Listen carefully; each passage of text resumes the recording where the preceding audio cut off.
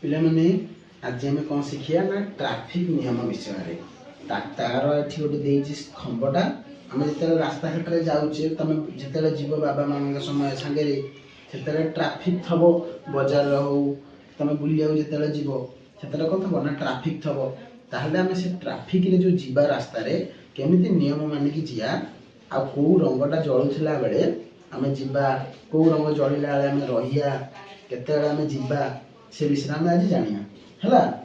ଏମିତି ଟ୍ରାଫିକ ଖୁଣ୍ଟି ସବୁ ଆମର ବଜାର ମାନଙ୍କରେ ଥାଏ, ଛକ ମାନଙ୍କରେ ଥାଏ। କ'ଣ ପାଇଁ ନା ଭେରି ଗୁଡ୍। ତାହେଲେ ୟାକୁ କ'ଣ କେମିତି ଜାଣିବା? ତମେ ଦେଖୁଥିବ ଏଇଟା କ'ଣ ଜଳୁଛି, ମୁଁ ତ କିଛି ଜାଣିପାରୁନି। ତାହେଲେ ଆଜି ଆମେ ଶିଖିବା ଟ୍ରାଫିକ ଲାଇଟ୍ ବିଷୟରେ। କି ଯେତେବେଳେ ପ୍ରଥମେ ଫାଷ୍ଟ ଟ୍ରାଫିକ ଲାଇଟ୍ରେ ଗୋଟେ ଉପରେ ଲାଇଟ୍ ଥିବ ହେଲା, ଏଠି ଆମକୁ ଦେଇନି, ଆମେ ଏଇଟା କରିବା। କି ପ୍ରଥମରୁ କ'ଣ ହୁଏ ନା ପ୍ରଥମରୁ ଟ୍ରାଫିକରେ ନାଲି ଲାଇଟ୍ ଜଳେ। ନାଲି ଲାଇଟ୍ ଜଳିଲେ କ'ଣ ହବ ନା ସବୁବେଳେ ରହିଯିବ, ଗାଡ଼ି ଚଲେଇବନି। ଗାଡ଼ି ଚଲେଇବା ହଉ, ସାଇକେଲ ଚଲେଇବା ହଉ କି କାର୍ ହଉ, ସବୁବେଳେ ନାଲି ଜଳିଲା ବେଳେ କ'ଣ କରିବା ନା ରାସ୍ତାରେ ଯିବାନି, ରହିଯିବା।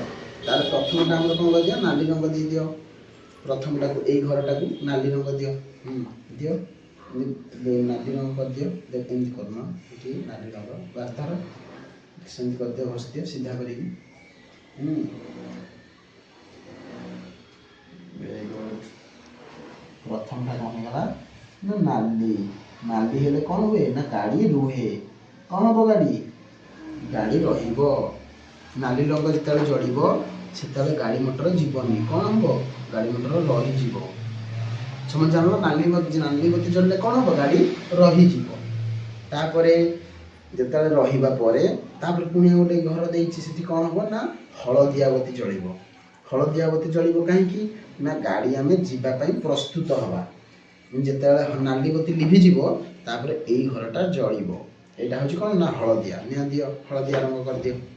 ଏଇଠି ଏଇ ମଝି ଘରଟା ହଳଦିଆ ରଙ୍ଗ କରିଦେଲେ ନା ଗାଡ଼ି ମଟର ଯିବା ପାଇଁ ପ୍ରସ୍ତୁତ ହେବ।